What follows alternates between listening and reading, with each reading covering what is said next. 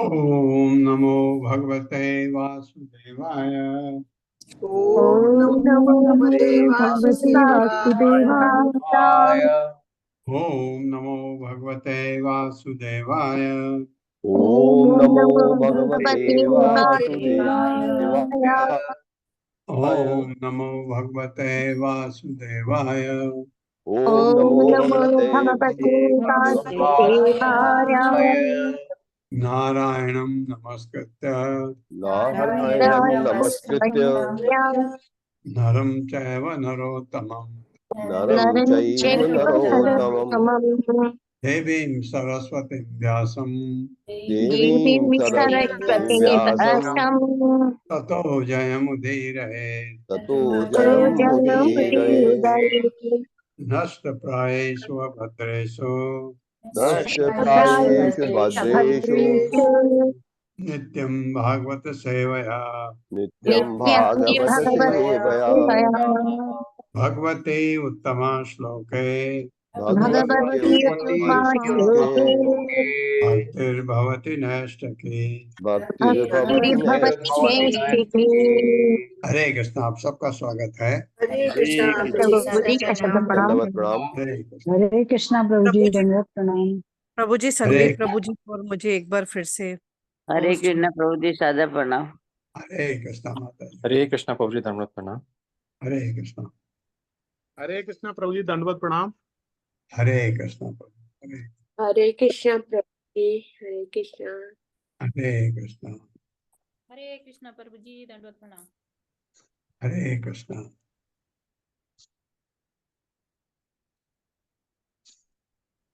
धन्यवाद प्रभु जी। 12वें श्लोक से विधर्म परधर्मश्च आभास उपमा छलः अधर्म शाखा पंचैमा धर्मज्ञो अधर्मवत् त्यजेत्। मेरे साथ पढ़िए। विधर्म परधर्मश्च धर्मः परधर्मश्च आभास उपमा छलः आभास उपमा छलः अधर्म शाखा पंचैमा अधर्म शाखा पंचेमा धर्मज्ञो अधर्मवत् त्यजेत्। धर्मज्ञो अधर्मवत् त्यजेत्। शब्दार्थ है विधर्म अधर्म, पर धर्म अन्यों द्वारा अभ्यास किए जाने वाला धर्म, च तथा आभासः दिखावटी धर्म, उपमा सिद्धांत जो धार्मिक लगते हैं किंतु होते नहीं, छलह ठगने वाला धर्म, अधर्म शाखा जो अधर्म की विभिन्न शाखाएं हैं, पंच पांच इमा ये धर्मज्ञ धर्म को जानने वाला अधर्मवत उन्हें अधार्मिक के रूप में स्वीकार करते हुए त्यजे त्याग दे। ये है सुसंस्कृत लोगों के लिए। ये जो छल धर्म है पांच, इनको त्याग दे अधर्मों को। ये कह रहे हैं नारद। मेरे साथ पढ़े। अधर्म की 5 शाखाएं हैं। अधर्म की 5 शाखाएं हैं। हाँ, जो विधर्म, जो विधर्म, परधर्म, परधर्म, आभास, आभास, उपधर्म उपधर्म तथा छल धर्म नाम से छल धर्म के नाम से उचित रूप में विख्यात हैं। उचित रूप में विख्यात हैं। जो असली धार्मिक जीवन से जो असली धार्मिक जीवन से अवगत हो, अवगत हो, जैसे आप लोग हैं, उसे इन पांचों को अधर्म मानकर इनका त्याग कर देना चाहिए। अधर्म मानकर उनका परित्याग कर देना चाहिए। हाँ, अब ये क्या है? अधर्म क्या है, सॉरी विधर्म क्या है, परधर्म क्या है, आभास क्या है, उपधर्म क्या है, छल धर्म क्या है, इनका वर्णन किया है। धीरे धीरे सब आएंगे। तात्पर्य माता जी। हरे कृष्णा संदीप प्रभु जी। हरे कृष्णा प्रभु जी, दंडवत प्रणाम। हरे कृष्णा सभी को। तात्पर्य शिला प्रभुपाद के द्वारा। शिला प्रभुपाद की जय। कोई भी धर्म जो भगवान श्री कृष्ण के चरण कमलों की शरण ग्रहण करने का विरोधी हो, उसे विधर्म या छल धर्म माना जाना चाहिए। और जो वास्तव में धर्म में रुचि रखता हो, उसे इनका परित्याग कर देना चाहिए। उसे एकमात्र श्री कृष्ण के आदेशों का पालन करना चाहिए और उनकी शरण ग्रहण करनी चाहिए। ऐसा करने के लिए निस्संदेह उत्तम बुद्धि की आवश्यकता होती है, जो अनेक जन्मों के बाद भक्तों की सत्संगति करने तथा कृष्ण भावनामृत का अभ्यास करने के बाद ही जागृत हो सकती है। श्री कृष्ण द्वारा संस्तुत धर्म सर्वधर्मान परित्यज्य माम एकम शरणम व्रज के अतिरिक्त प्रत्येक धर्म को अधर्म समझकर त्याग देना चाहिए। हरे कृष्णा प्रभु जी, धन्यवाद। ये होता है कभी। क्यों? क्यों? क्योंकि हम में ये भौतिक जगत में सबसे हमारा क्या है? मोह। मोह का मतलब हम जो चीज नहीं है उसको समझ बैठे। जैसे माया है, माया में आप समझते हैं ये मेरा है, मेरा है। आप वास्तव में आपका है नहीं। ये मेरे, ये रिश्तेदार हैं मेरे, ये है, ये धन मेरा, ये घर मेरा, आपका है नहीं। और हम उसको अपना समझते हैं। क्या कहते हैं इसको? भ्रम, इल्यूजन। ये होता है। जैसे भगवत गीता पढ़ी हमने, समझ लिया, जैसे सर्वधर्मान परित्यज्य, जो भगवान कृष्ण कह रहे हैं। अब वहां जब पढ़ा, समझ आया, अरे हाँ यही धर्म है। ये बात जो भगवान ने कही है, इस बात को माना जाए।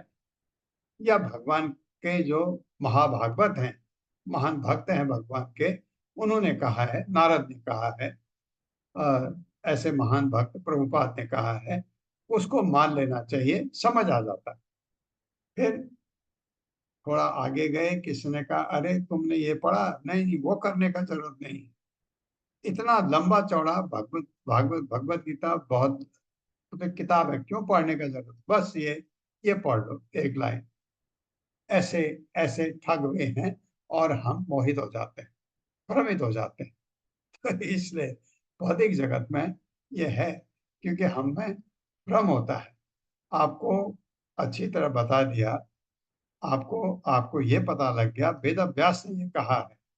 भगवान के अवतार थे वेद व्यास, और भगवान के कही हुई बातों को उन्होंने कहा है, मान लिया। उसके बाद बड़े बड़े विद्वानों ने इसको माना है, नारद ने इसको माना है। नारद ये कह रहे हैं, उसमें तो समझ आता है। जरा सा एक ठग ने हमको कहा कि अरे ये नहीं, ये तो ऐसा ऐसा करो, ये तो भगवान नहीं है। आपने भगवान कृष्ण राम को देखा है? मनुष्य मनुष्य थोड़ी भगवान होता है। ऐसे ऐसे थक जाते हैं। और वहां हमने पढ़ा था, भगवान हमारी वजह से इस रूप में आते हैं, रूप में आते हैं, लेकिन भगवान का शरीर हमारा जैसा नहीं है, दिव्य है।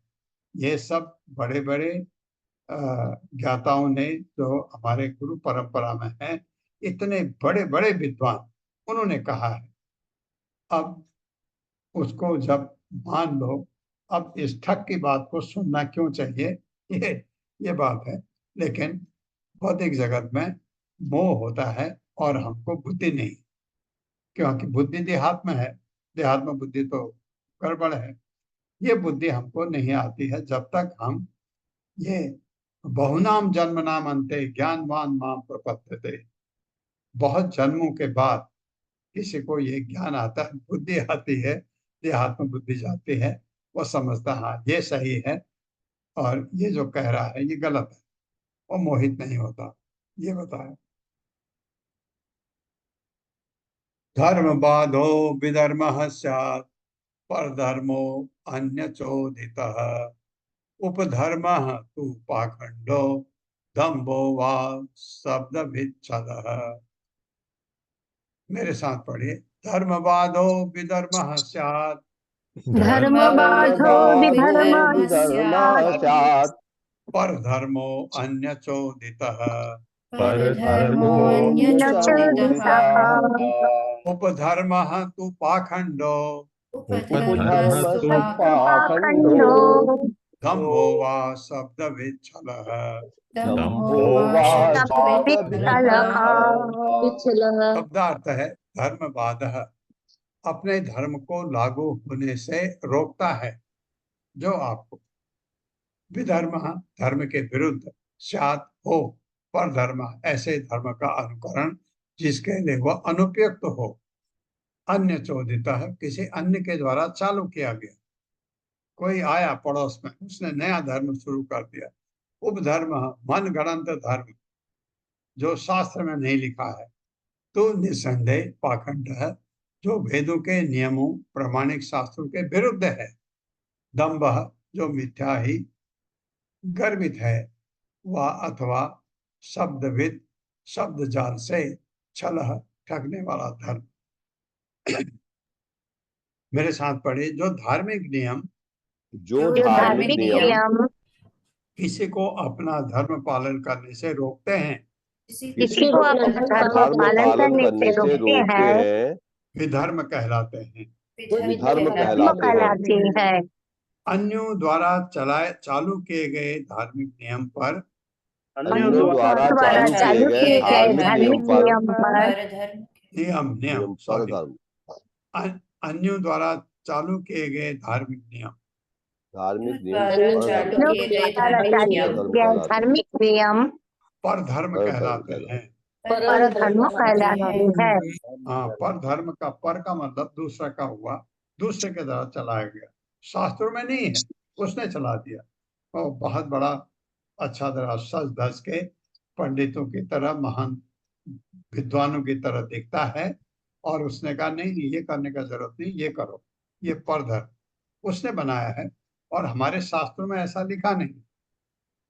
जो मिथ्या गर्व करता है जो मिथ्या जो गर्व मिथ्या करता गर्व है करता है और वेदों के नियमों का विरोध करता है, और वेदों के नियमों का विरोध करता है है उसके द्वारा सृजित नए प्रकार का धर्म उसके उसके द्वारा द्वारा सृजित सृजित नए नए प्रकार नए का प्रकार धर्म का धर्म उपधर्म कहलाता है। उपधर्म कहलाता है। जाता है। हाँ, किसने बनाया है? ये अपने आप बनाया है कि ये करो, ऐसा नहीं ऐसा करो, ये उपधर्म कहलाता है। शब्द जाल द्वारा विवेचना शब्द तो जाल द्वारा विवेचना फल धर्म है। फल धर्म है। धर्म है। हाँ, एक शब्दों का ऐसा जाल जिसमें हम फंस जाते हैं। वो इतना अच्छा बोलता है, लगता है जो ये बोल रहा है ये सच है और सब गलत है। ऐसा होता है ना, आपने देखा कुछ लोग ऐसे, उनको वाचाल शक्ति ऐसी होती है, ये और शब्दों का ऐसा प्रयोग करते हैं, आपको लगता है शायद ये सही है, ये क्योंकि हमारे हम में क्या है, भ्रम है, तो हम इनके पीछे पड़ जाते हैं। आपने देखा बड़े अच्छे अच्छे लोग भी ऐसे ऐसे ठगों के पीछे पागल हो जाते हैं। तात्पर्य है माता जी। हरे कृष्णा, सोनिया अग्रवाल माता जी। हरे कृष्णा माता जी। श्रील प्रभुपाद जी की जय। तात्पर्य श्रील प्रभुपाद जी के द्वारा नए प्रकार के धर्म को जन्म देना इस युग का फैशन बन चुका है। तथाकथित स्वामी और योगी इसका समर्थन करते हैं कि मनुष्य अपनी रुचि के अनुसार किसी भी प्रकार के धर्म का पालन कर सकता है, क्योंकि समस्त प्राणियां अंततोगत्वा एक है, प्रणालियां अंततोगत्वा एक है। किंतु श्रीमद् भागवतम में ऐसे फैशन परस्त विचारों को विधर्म कहा गया है, क्योंकि ये अपनी ही धार्मिक प्रणाली के विरुद्ध होते हैं। पूर्ण पुरुषोत्तम भगवान ने वास्तविक धार्मिक प्रणाली का वर्णन किया है। सर्वधर्मान परित्यज्य मामेकम शरणम व्रज। वास्तविक धार्मिक प्रणाली श्री भगवान के चरण कमलों में शरण ग्रहण करना है। श्रीमद् भागवतम के 6 स्कंध में अजामिल के उद्धार के प्रसंग में यमराज कहते हैं, धर्मम तो साक्षात भगवत प्रणीतम। वास्तविक धर्म वह है जो पूर्ण पुरुषोत्तम भगवान द्वारा प्रदत्त है। जिस प्रकार वास्तविक कानून वह है जो सरकार द्वारा दिया जाता है। कोई अपने घर में ना तो वास्तविक कानून बना सकता है, ना ही वास्तविक धर्म बना सकता है। अन्यत्र कहा गया है, सवै पुंसाम परो धर्मो यतो भक्ति रधोक्षजे। वास्तविक धार्मिक प्रणाली वह है जो मनुष्य को परमेश्वर का भक्त बना देती है। अतएव प्रगतिशील कृष्ण भावनामृत की इस धार्मिक प्रणाली से जो कुछ भी विपरीत है वह विधर्म, परधर्म, उपधर्म या छल धर्म कहलाता है। श्रीमद् भगवद गीता की असत्य व्याख्या करना छल धर्म है। जब भगवान श्री कृष्ण स्वयं कुछ कहते हैं किंतु मूढ़ विवेचक उसका कुछ भिन्न अर्थ लगाते हैं, तो यह छल धर्म, ठगने का धर्म या शब्द भित या शब्द जाल है। मनुष्य को धर्म की इन छलने वाली विविध प्रणालियों से बचने हेतु अत्यधिक सतर्क रहना चाहिए। हरे कृष्ण प्रभु जी। तो ये सबसे बड़ी बात, अपना बुद्धि और अपना दृढ़ जब समझ गए, इतना हमने 3 साल से हम भगवत गीता भागवतम पढ़ रहे हैं, अगर अभी भी हमको कोई ठग सकता है, क्योंकि हम मोहित हो जाते हैं, है ना, हमारे भौतिक जगत की कमजोरी मोहित होना। और हाँ, जब आप भक्ति में आगे बढ़ते हैं फिर आप मोहित नहीं, कोई कितना भी कहे आप कहे नहीं मैं नहीं मान सकता, कोई ये जरूरत नहीं है, इसको करने की जरूरत नहीं है, आप इतना क्यों पढ़ते हो, क्यों माला जपते हो, 16 माला, कुछ करने की जरूरत नहीं, बस सिर्फ ये मंत्र जपो। और ये ऐसे ठग बहुत सारे हैं और हम उनके इसमें बहकाव में आ जाते हैं कभी कभी। यस्तु इच्छया कृतः पुंभिः आवासो हि आश्रमात् पृथक् स्वभाव विहितो धर्मः कस्य न ईष्टः प्रशान्तये। मेरे साथ, यह तो इच्छया कृतः पुंभिः यह तो यः इच्छया कृतया कृतः पुंभिः आवासो हि आश्रमात् पृथक् आभासो ह्याश्रमात् स्वभाव विहितो धर्मः स्वभावविहितो धर्मः कस्य न ईष्टः प्रशान्तये। कश्चिन्नेच्छः प्रशान्तये। शब्दार्थ है, यह जो तू निसंदेह इच्छया मनमाने ढंग से कृतः किया गया पुंभिः मनुष्य द्वारा आभास धुंधली छाया ही निसंदेह आश्रमात जीवन के आश्रम से पृथक भिन्न स्वभाव अपने स्वभाव के अनुसार विहितः संयमित धर्म धार्मिक नियम कस्य किस बात में न नहीं इष्टः समर्थ प्रशांत है किसी प्रकार के कष्ट से छुटकारा के लिए, छुटकारा पाने के लिए। मेरे साथ पढ़िए, ऐसी कोई भी बनावटी धार्मिक प्रणाली ऐसी कोई भी बनावटी धार्मिक प्रणाली जो ऐसे व्यक्ति द्वारा बनाई गई हो, जो ऐसे व्यक्ति द्वारा बनाई गई हो, तो जानबूझकर जो जानबूझकर अपने आश्रम के नियत कर्तव्यों की उपेक्षा करता है। अपने आश्रम के नियत कर्तव्यों की उपेक्षा करता है।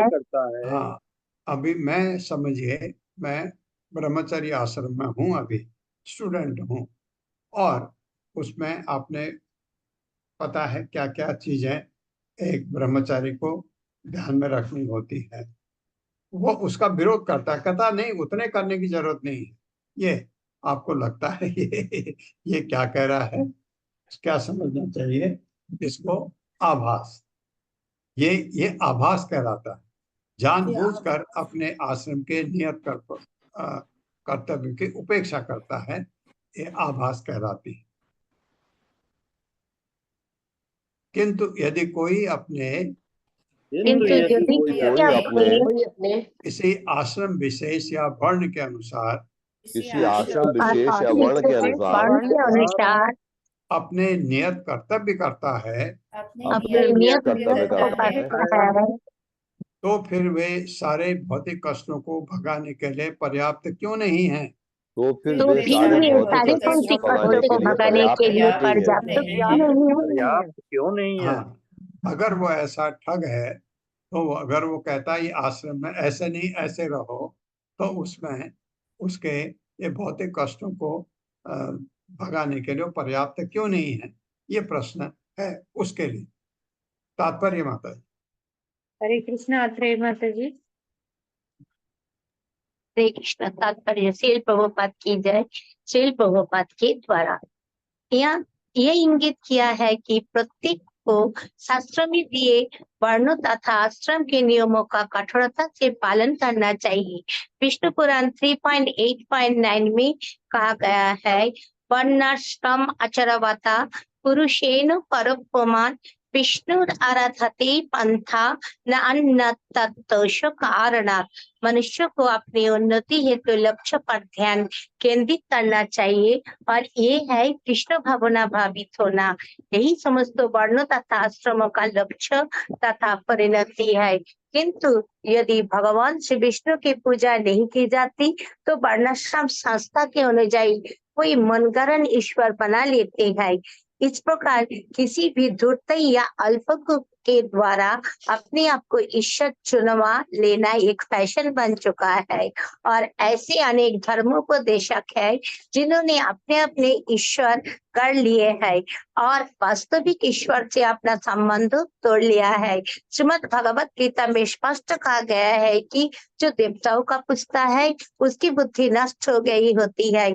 फिर भी हम देखते हैं कि ऐसा निपट अनपढ़ व्यक्ति जिसकी बुद्धि नष्ट हो चुकी होती है उसे ईश्वर चुन लिया जाता है। यद्यपि उसका एक मंदिर होता है किंतु उसके मांस भक्षक सन्यासी होते हैं और वहाँ पर अनेक भ्रष्ट कार्य चलती रहती है।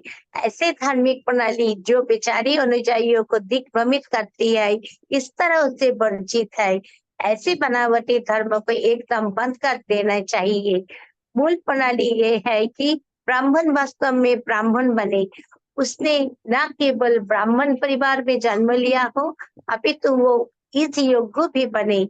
साथ ही यदि किसी ने ब्राह्मण कुल में जन्म न लिया हो किंतु वो ब्राह्मण के गुणों से युक्त हो तो उसे ब्राह्मण माना जाए।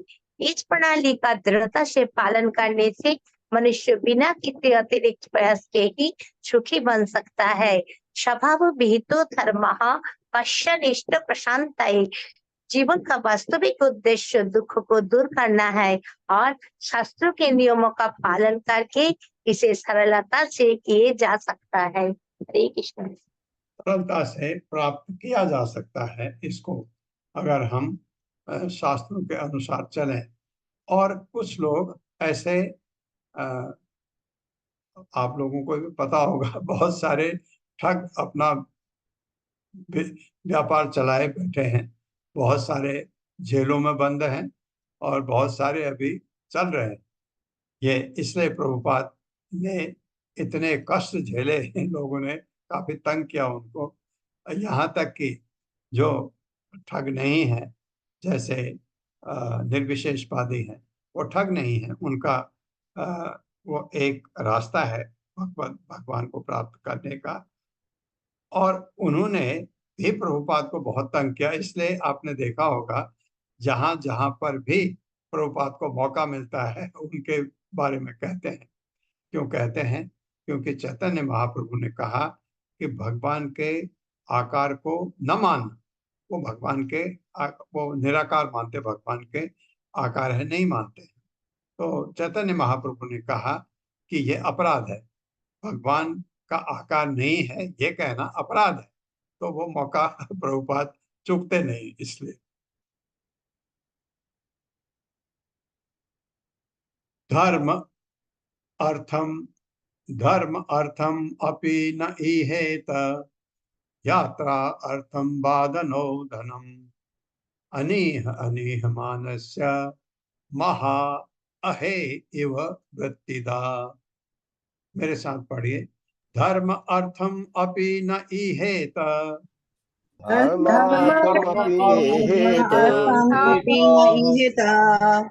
यात्रा अर्थम बादनो धनम अनीह अनीह मानस्य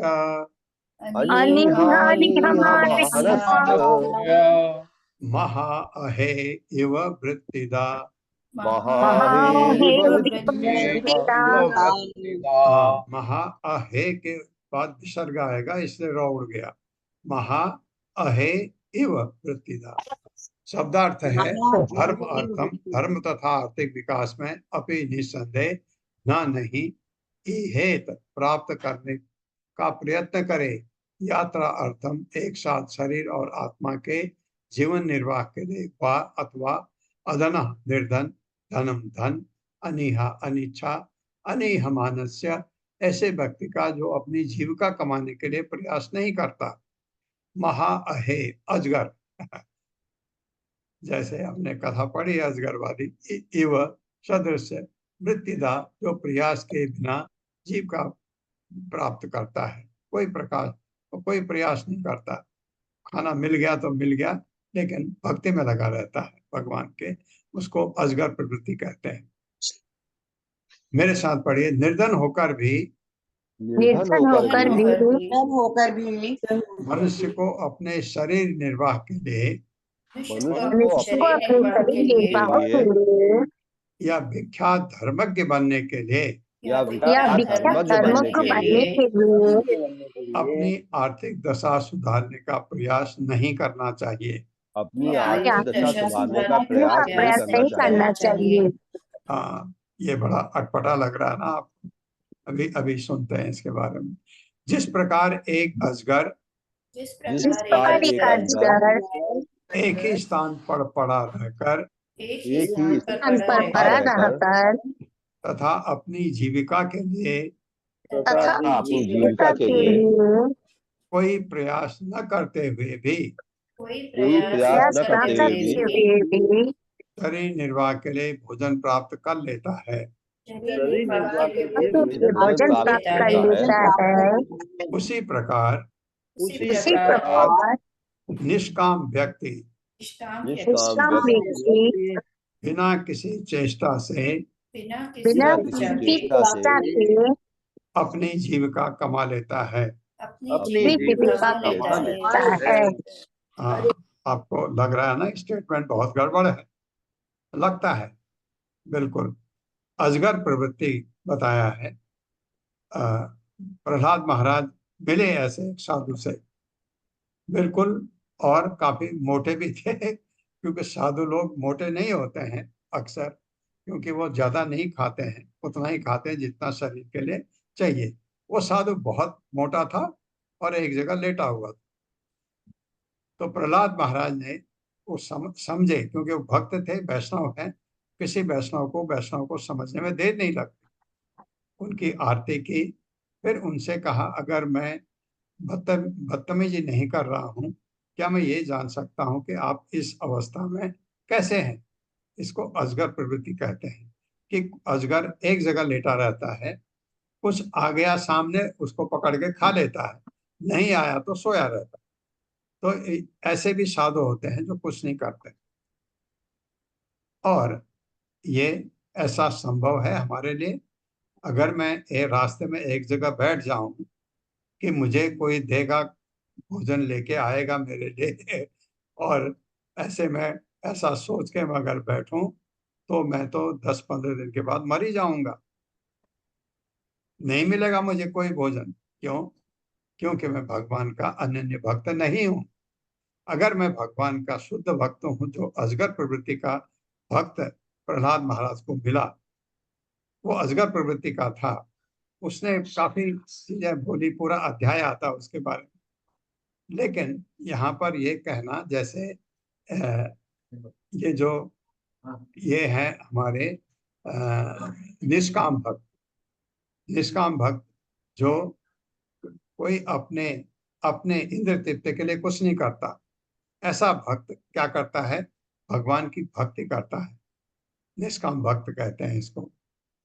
और वो अगर कहीं बैठा है, अवश्य कोई न कोई उसको पहचानेगा और घर से लाके खाना देगा। एक बार भी मिल गया उसको बहुत है दिन के लिए।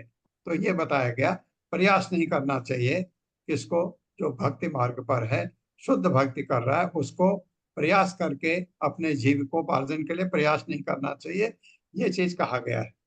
लेकिन इस चीज को लेकर के मत बैठिए, ये हमारे लिए नहीं, हम ग्रस्त में हैं, हमें पैसा भी कमाना है और हमें अपने बच्चों को भी पालना है, अपने उनके शरीर का, हेल्थ का भी ध्यान रखना है। सब कुछ करते हुए भगवान से जुड़ करके जो प्रभुपाद ने तरीका हमें बताया, वो तरीका है, क्योंकि ये अजगर प्रवृत्ति के भक्तों के लिए कहा गया है।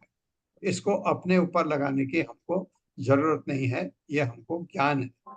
ऐसा होता है, अगर भगवान का भक्त बैठ जाए कहीं, वो किसी एक किनारे पर बैठ जाए और आपने देखा उसको, और आप में अगर भक्ति है, अगर आपको लगा ये भगवान का भक्त है, छोड़ दिया आपने, दूसरे दिन भी देखा वो तो बैठा हुआ है उधर ही, तो आप जा करके पता करके आप थोड़ा सा खाना ऐसा रख के आएंगे उधर, वो जब अपने समाधि से हटेगा खा लेगा।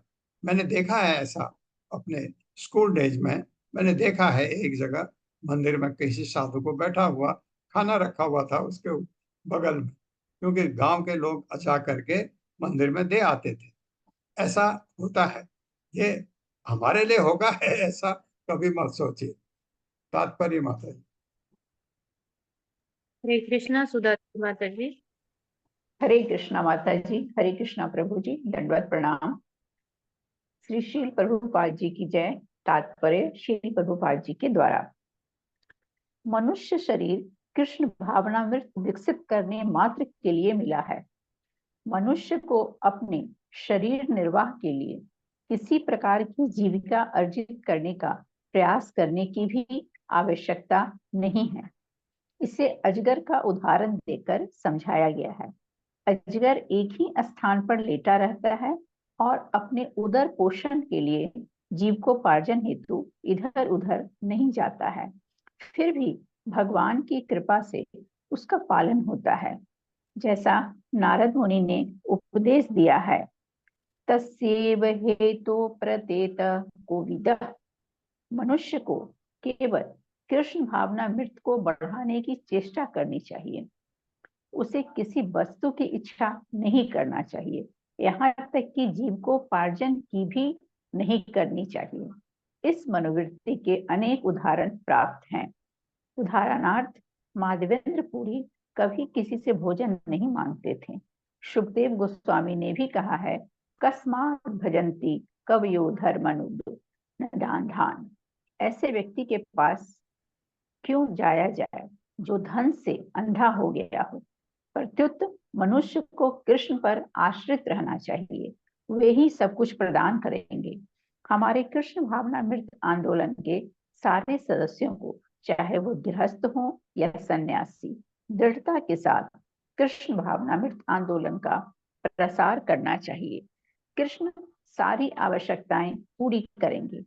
इस प्रसंग में अजगर वृत्ति को अत्यधिक सराहा गया है। कोई अत्यंत निर्धन क्यों न हो, उसे कृष्ण भावनामृत मात्र में अग्रसर होने का प्रयास करना चाहिए और अपनी जीवन कमाने की चेष्टा नहीं करनी चाहिए। धन्यवाद माता जी। हरे कृष्णा प्रभु जी, दंडवत प्रणाम। ये प्रवृत्ति आएगी अगर आप कृष्ण भावनामृत में काफी आगे बढ़ गए हैं। कृष्ण भावनामृत का मतलब भगवान को खुश करना। भगवान को खुश करके जो आपको आनंद मिलता है उसको आध्यात्मिक आनंद कहते हैं हम। वो आनंद जहां मिलने लगता है फिर भौतिक आनंद आदमी का उसको तुच्छ लगने लगता है। जैसे आप अगर बंगाली मिठाई खाना शुरू कर दें तो आपको गुड़ चीनी कभी अच्छी नहीं लगेगी, वो मिठाई इतनी अच्छी होती है, तो इस चीज को आप त्याग देंगे। इसी तरह टेस्ट अगर आपका हो गया आध्यात्मिक, वो आनंद आपको मिलने लग गया भगवान के साथ में, ये भौतिक जगत का सुख, भौतिक जगत के जो भी आपके इंद्र तृप्ति के साधन हैं वो आपको बहुत तुच्छ लगने लगते हैं। ऐसा महाभागवतों ने कहा है क्योंकि उन्होंने ये अनुभव किया।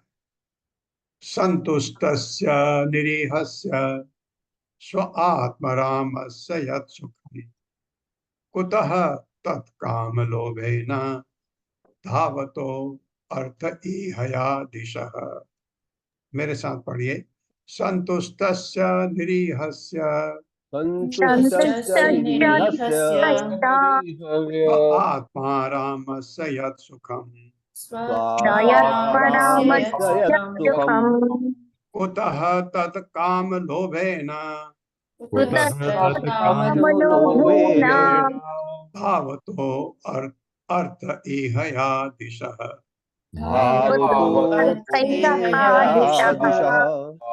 अर्थे हया दिशा भी पढ़ सकते हैं।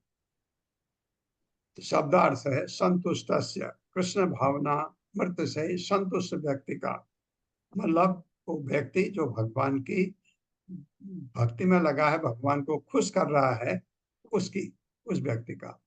निरीहस्य, अपनी जीविका के लिए चेष्टा न करने वाले का। स्व निज, आत्म आरामस्य, आत्मतुष्ट का। यत, जो, सुखम, सुख। कुतः, कहाँ। तत्, ऐसा सुख। काम लोभेन, विषय तथा लोभ से प्रेरित। धावतः इधर उधर दौड़ने वाले का। अर्थ अर्थ इहया धन संग्रह करने की इच्छा से दिशा सभी दिशाओं में। मेरे साथ पढ़िए, जो आत्मतुष्ट है जो जो आत्मतुष्ट आत्मतुष्ट है और अपने कर्मों को और अपने कर्मों को प्रत्येक हृदय में निवास करने वाले भगवान से जोड़ता है। प्रत्येक हृदय में निवास करने वाले भगवान से जोड़ता है। हाँ, कोई भी कर्म भगवान को केंद्र में रख के करता है। वह अपनी जीविका के लिए वो अपनी जीविका के लिए चेष्टा किए बिना चेष्टा किए बिना दिव्य सुख भोगता है। दिव्य सुख भोगता है। भला उस भौतिकतावादी के लिए भला उस भौतिकतावादी के लिए ऐसा सुख कहाँ, ऐसा ऐसा सुख कहाँ, जो विषय तथा लोभ से प्रेरित रहता है जो विषय तथा लोभ विषय से तथा प्रेरित लोभ रहता से है प्रेरित रहता है। और जो धन जोड़ने की इच्छा से और जो धन जोड़ने की इच्छा से सभी दिशाओं में भागता रहता है। सभी दिशाओं सभी में दिशाओं में भागता भागता रहता है। हाँ, सुबह से रात तक मेहनत करता है, पैसा जोड़ता है और फिर नींद की गोली खा के सोता है। सुख नहीं है उसको, क्योंकि जो भी आप इस भौतिक जगत में हम करते हैं, सुबह से शाम तक कोई भी काम, सुख मिलता है थोड़ा सा, दुख ज्यादा। कोई भी काम भौतिक जगत में ऐसा है ही नहीं, आप बता दीजिए, सोचिए खुद, कि जिसमें सुख ही सुख हो। और कहाँ है ये सुख ही सुख? अध्यात्म। भगवान से आप जुड़ गए, जो आपको सुख मिलता है। तो यमुनाचार्य ने कहा, जब मैं अब उस पुराने विषयी जीवन के बारे में सोचता हूँ, मुझे थूकने का मन करता है, क्योंकि आपका टेस्ट इतना हायर हो चुका है। ये नीचे भौतिक जगत के सुख तुच्छ लगने लगते हैं। सदा संतुष्ट मनसः सर्वासिव मया दिशः सर शर्करा कंटक आदिभ्यो यथोपान, या इसको यथा भी पढ़ सकते हैं। यथा, यथा पढ़ूंगा तो ओ की जगह उ आ जाएगा। यथा उपानत उपानत पदः शिवम। मेरे साथ, सदा संतुष्ट मनसः सदा संतुष्ट मन कहा सर्वा शिव मया दिशः सर्वा शिव मया दिशा शर्करा कंटक आदिभ्यो शर्करा कंटकादिभ्यो यथा उपानत पदः शिवम। यथायुपानत शिवम। शब्दार्थ है, यथा सदा सदैव संतुष्ट मनसः आत्मतुष्ट व्यक्ति के लिए सर्वा हर वस्तु शिवमया शुभ दिशा सभी दिशाओं में शर्करा कंकड़ों पत्थरों कंटक आदिभ्य तथा कांटा आदि से यथा जिस तरह उपानत पदः ऐसे व्यक्ति के लिए जो पांव में जूते पहने हो शिवम कोई भय नहीं। मेरे साथ पढ़िए, जिसके पांव में उचित जूते हों जिसके पाँव में उचित जूते हों उसे कंकड़ पत्थरों तथा उसे पत्थरों तथा कांटों पर चलने में कोई भय नहीं लगता। कांटों पर चलने में कोई भय नहीं लगता। उसके लिए सभी कुछ कल्याणमय है। उसके उसके लिए सभी कुछ कल्याणमय है। इसी प्रकार इसी प्रकार जो सदैव आत्मतुष्ट रहता है जो जो सदैव सदैव आत्मतुष्ट आत्मतुष्ट रहता है रहता है उसे दुख नहीं सताते, उसे उसे दुख नहीं सताते। वो सर्वत्र सुख का अनुभव करता है। वो वो सर्वत्र सुख का अनुभव करता है। आत्मतुष्ट वो हो सकता है जो अध्यात्म में आगे बढ़ा हो, वो कभी दुख का अनुभव नहीं करता। उसके लिए सभी हमारे भौतिक जगत में भी कुछ लोग आपने देखे होंगे, वो हमेशा खुश रहते हैं, कोई तकलीफ भी आ जाए उसमें भी वो दुखी नहीं होते। ऐसे पता नहीं आप लोगों के जीवन में कोई ऐसा व्यक्ति आपने देखा है? मैंने देखा है, क्योंकि मेरा अनुभव आप लोगों से ज्यादा है। मैंने ज्यादा लोगों को देखा है अपने जीवन में। ऐसे लोग देखें जो हमेशा खुश रहते हैं, लेकिन वो खुश रहते हैं, एक प्रवृत्ति है उसकी, वो कहाँ के लिए फिट है ऐसा व्यक्ति? भगवत भक्ति के लिए। ये पहले ही आत्मतुष्ट है तो वो आत्मतुष्ट नहीं होता वो, लेकिन वो हर एक चीज से घबराता नहीं है। ये भौतिक की बात कह रहा हूं। लेकिन जो आत्मतुष्ट है, जो भगवान से जुड़ा है, खुश है, वो किसी चीज से भी निराश हो ही नहीं सकता। वो निराशा उसकी जिंदगी में आ ही नहीं सकती है, दुख उसके जिंदगी में आ ही नहीं सकता। इसलिए इसलिए कहा जाता है कि कृष्ण भावनामृत, हमको कृष्ण भावना भावित होने की कोशिश करनी चाहिए। कि और प्रभुपाद ने तरीका बताया है, प्रभुपाद ने तरीका बताया है, कम से कम 16 माला जपो, 4 पाप कर्म मत करो, लहसुन प्याज मत खाओ क्योंकि भगवान को भोग नहीं लग सकता उससे, और चाय कॉफी धीरे धीरे छूट जाएगी। आप जप करो, अपने आप छूट जाएगा। और ऐसा वक्त आएगा कि आप इतने सुखी अपने को महसूस करेंगे कि अभी तो आप अभी आत्मतुष्ट नहीं हुए, फिर भी आपको बहुत अच्छा लगेगा।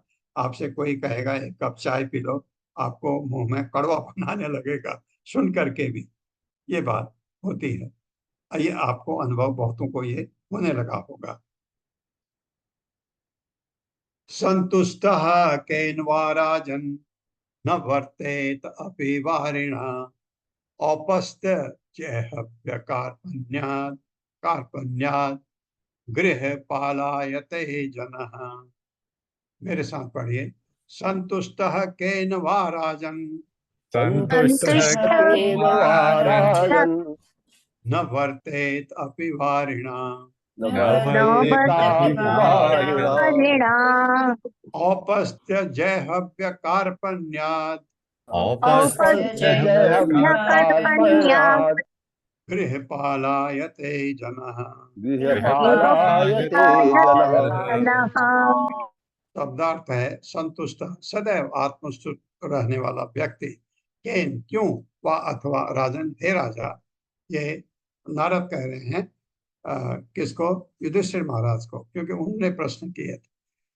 ना नहीं वर्ते, सुख पूर्वक रहना चाहिए, अभी भी वारिणा, जल पीकर, औपस्त्य विषेंद्रियों के कारण, जयहव्य तथा जीव के कारण, कार्पण्यात बुरी दशा होने से, गृह पालयते, पालायते घरेलू कुत्ते की तरह बन जाता है। वाह, बहुत ही बढ़िया। जना, ऐसा व्यक्ति। सुनिए अब बहुत ध्यान से एक एक शब्द को। हे राजन, हे राजन, आत्मतुष्ट व्यक्ति आत्मतुष्ट व्यक्ति केवल जल पीकर भी सुखी रह सकता है। केवल जल पीकर भी सुखी रह सकता है। सुखी रह सकता है। आपने कोई किसी को सुना है ऐसा? हाँ, किसको सुना? नारद जब 5 वर्ष के थे, माँ को सांप ने काट के माँ मर गई, कुछ नहीं था, कहाँ जाए, चल रहे थे, चलते चलते गए, एक जगह सरोवर मिला, नहाया, पानी पिया, बहुत उनको थके हुए थे, बहुत संतोष हुआ। फिर महाभागवतों ने जैसा कहा था वैसे बैठ करके आंख बंद करके भगवान का ध्यान करने लगे। भगवान आ गए हृदय में नारद के। नारद उछल गए भगवान को देख करके। उसके बाद दोबारा बैठे। भगवान ने कहा नहीं बेटा, अब नहीं, तपस्या कर, अगले जन्म में मिलूंगा। भगवान ने ऐसा ऐसा होता है। पानी पी करके रात दिन, मेरे ख्याल से कितने दिन चल करके वो स्वच्छ पानी मिला, जो पिया सुखी हो गया नारद। किंतु जो व्यक्ति इंद्रियों द्वारा चालित है, किंतु जो इंद्रियों द्वारा चालित है, विशेष रूप से जो जीव और जनेंद्रियों के वश में होता है, विशेष रूप से जो जो जीव जीव और और जनेंद्रियों के जनेंद्रियों वश के में वश होता में है, होता है, हाँ, जीव चटोरा, जो हर चीज उनको चाहिए जीव को सेटिस्फाई करने के लिए, जनेंद्र विषय जीवन में जो पड़ा रहता है, उसे अपनी इंद्र तुष्टि के लिए, उसे अपनी इंद्रिय तुष्टि के लिए घरेलू कुत्ते का पद स्वीकार करना पड़ता है। घरेलू कुत्ते का पद स्वीकार करना पड़ता है। हाँ, क्योंकि विषयी जीवन के कारण उसकी यह हालत हो जाती है। ये बिल्कुल सही है। तात्पर्य माता जी। हरे कृष्णा रीता पंडित माता जी। हरे कृष्ण प्रभु जी, हरे कृष्ण माता जी। शिल प्रभुपाद की जय। तात्पर्य शिल प्रभुपाद द्वारा। शास्त्रों के अनुसार ब्राह्मण तथा कृष्ण भावनामृत में सुसंस्कृत व्यक्ति अपने जीवन निर्वाह के लिए विशेष रूप से इंद्रियों की तुष्टि के लिए किसी की नौकरी नहीं करेगा। असली ब्राह्मण सदा तुष्ट रहता है। यदि उसके पास खाने को कुछ भी नहीं रहता तो वह थोड़ा जल पीकर संतुष्ट हो सकता है। यह अभ्यास की बात है, किंतु दुर्भाग्यवश किसी को यह शिक्षा नहीं दी जाती कि आत्म साक्षात्कार में किस तरह तुष्ट रहा जाए। जैसा कि ऊपर बताया जा चुका है, भक्त इसलिए सदा संतुष्ट रहता है क्योंकि उसे अपने हृदय के भीतर परमात्मा की उपस्थिति का आभास होता रहता है और वह उन्हीं के विषय में 24 घंटे चिंतन करता है। यही असली तुष्टि है। भक्त कभी भी जीव तथा जनेंद्रियों के आदेशों पर नहीं चलता, अतः वह कभी भी प्रकृति के नियमों द्वारा दंडित नहीं होता। हरे कृष्ण प्रभु जी, धन्यवाद।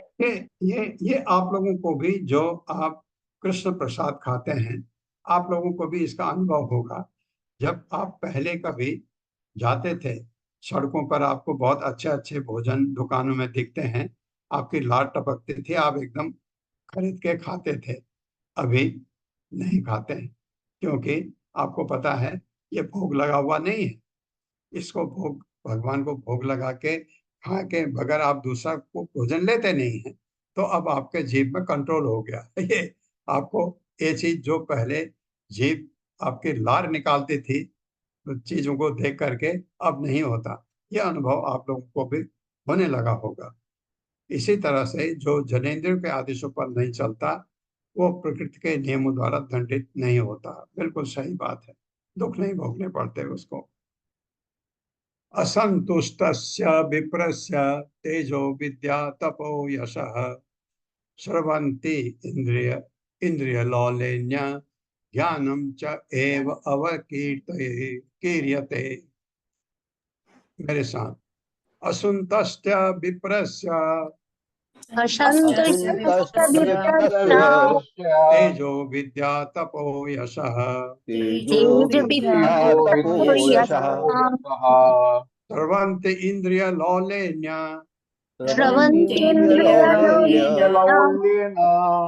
ज्ञानं च एव अवकीर्यते। असंतुष्ट, असंतुष्ट न होने वाले, विप्रस्य ब्राह्मण का, तेज बल, विद्या, शिक्षा, तपः तपस्या, यशः कीर्ति, श्रवंती श्रवंती चुक जाते हैं, चले जाते हैं। इंद्रियों के लौलेन लालच से, ज्ञानम ज्ञान च तथा एव निश्चय ही अवकीर्यते धीरे धीरे लुप्त हो जाता है। भक्त या ब्राह्मण जो, पढ़िए मेरे साथ, भक्त या ब्राह्मण को जो आत्मतुष्ट नहीं होता, आत्मतुष्ट नहीं होता, हाँ, आत्मतुष्ट कब होता है ये भी आपको पता है। उसका आध्यात्मिक ज्ञान, आध्यात्मिक ज्ञान, विद्या, तपस्या तथा कीर्ति उसकी इंद्रिय लोलुपता के कारण क्षीण हो जाते हैं। क्षीण हो जाते हैं और उसका ज्ञान शनय शनय लुप्त हो जाता है। उसका ज्ञान शनय शनय लुप्त हो जाता है। हाँ, धीरे धीरे ज्ञान लुप्त हो जाएगा उसका। अगर वो आध्यात्म की तरफ बढ़ेगा तो इंद्रिय लोलुपता, ये जो लालच है इंद्रियों के सुख भोग की, ये खत्म हो जाएगी, तो भक्ति में आगे बढ़ सकता है। कामस्य अंतम ही क्षुद्रभ्याम क्रोधस्य एतत् फलोदयात् या फल उदयात् जनो याति न लोभस्य जित्वा भुक्त्वा दिशो भुवः। मेरे साथ, कामस्य अंतम ही क्षुद्रभ्याम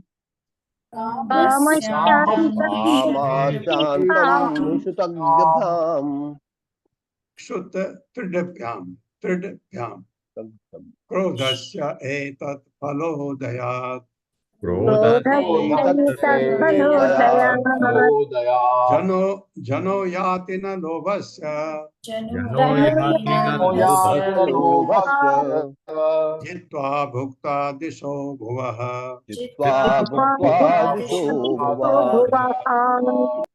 शब्दार्थ है कामस्य इंद्र तृप्ति या शरीर की किसी अविलंब आवश्यकता के लिए इच्छा का अंत ही निसंदेह क्षुद्र दृढ़ व्याम भूखे या प्यासे के द्वारा क्रोध का एतत् यह फल उदया प्रताड़न का उदय होने तथा उसके फल से जन मनुष्य याति पार कर लेता है न नहीं लोभस्य लालच का जित्वा जीत कर भुक्त्वा भोग कर दिशा सारी दिशाएं भुवः भूमंडल की।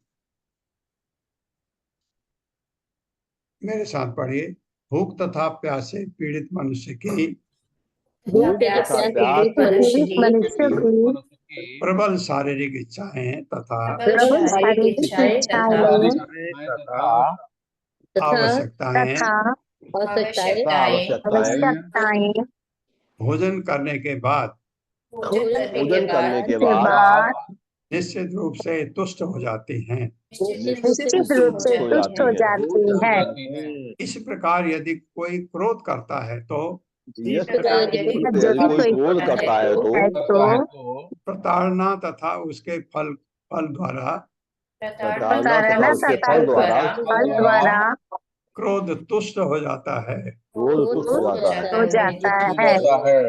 हाँ, ये आपने जैसे क्रोध आया किसी को एक थप्पड़ मारा, आपका क्रोध थोड़ा कम हो जाएगा उसको, कि आपको क्रोध था उसकी तुष्टि हो गई आपको। इसी तरह से भूख लग रही है, भोजन मिल गया तो ये तुष्टि हो जाती है पेट के लिए। लेकिन जहां तक लालच की बात है, यदि लालची व्यक्ति संसार की सारी दिशाओं को जीत ले या संसार की प्रत्येक वस्तु का भोग कर ले तो भी वह तुष्ट नहीं होगा। हाँ, तो लालच इतनी बुरी बला है। तो 3 चीज भगवान ने कही थी। क्या? एक काम, क्रोध, लोभ। लोभ है ना लालच। ये चीज, ये तीनों को, ये नरक के द्वार है। 3 द्वार भगवत गीता 18 दिन में आपने पढ़ा होगा, सुना होगा कि ये नरक के 3 द्वार है। तो लालच होना इतनी बुरी बला है। तात्पर्य माता जी। हरे कृष्ण माता जी, बहुत ही दंडवत प्रणाम। प्रभुपाद की जो प्रभुपाद द्वारा तात्पर्य श्री भगवत गीता 3.37 में कहा गया है, इस भौतिक संसार में काम, क्रोध तथा लोभ बद्ध जीव के बंधन के कारण होते हैं।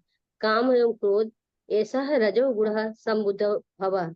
जब इंद्रिय तृप्ति हेतु प्रबल विषय वासना की पूर्ति नहीं होती तो मनुष्य क्रोध करता है। यह क्रोध तभी शामिल होता है जब व्यक्ति समित होता है, जब व्यक्ति अपने शत्रु को प्रताड़ित कर लेता है। किंतु जब लोभ बढ़ जाता है तो भला मनुष्य कृष्ण भावनामृत में किस प्रकार प्रगति कर सकता है, क्योंकि लोभ रजोगुण से उत्पन्न सबसे बड़ा शत्रु है। यदि कोई कृष्ण भावनामृत को बढ़ाने हेतु अत्यधिक लोभ करता है तो यह महान वरदान है। तब लाले में कलम मूलम, यह सर्वश्रेष्ठ सुलभ मार्ग है। हरे कृष्ण प्रभु जी, माता जी, दंडवत प्रणाम।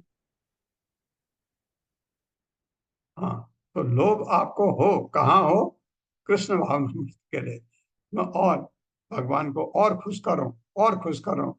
ये लोभ हो तो आपको कहाँ के कहाँ पहुंचा देगा।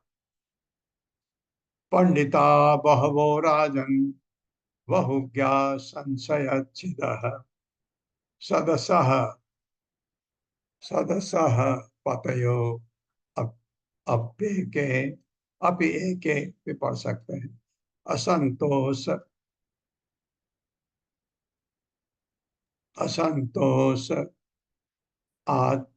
आत्पतन्ति अधः। मेरे साथ पढ़िए। पंडिता बहवो राजन बहुज्ञा संशयच्छिदः संशयच्छिदः तदय सदसः पतयो अपि एके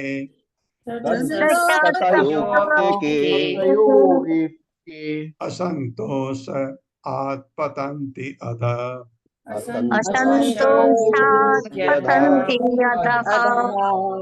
शब्दार्थ है पंडिता, पंडित वह अनेक राजन, हे राजा युधिष्ठिर को कह रहे नारद। बहुज्ञा अनुभवी व्यक्ति, संशय छिद्ध कानूनी सलाह देने में पटु, सदस्य पतयः विद्वत सभाओं का सभापति चुने जाने योग्य व्यक्ति, अभी भी एक अवगुण से असंतोषात केवल असंतोष या लालसा के कारण पतंती नीचे गिरते हैं अधः जीवन के नरक में। मेरे साथ पढ़िए, हे राजा युधिष्ठिर, अनेक अनुभवी व्यक्ति, अनेक विधि सलाहकार,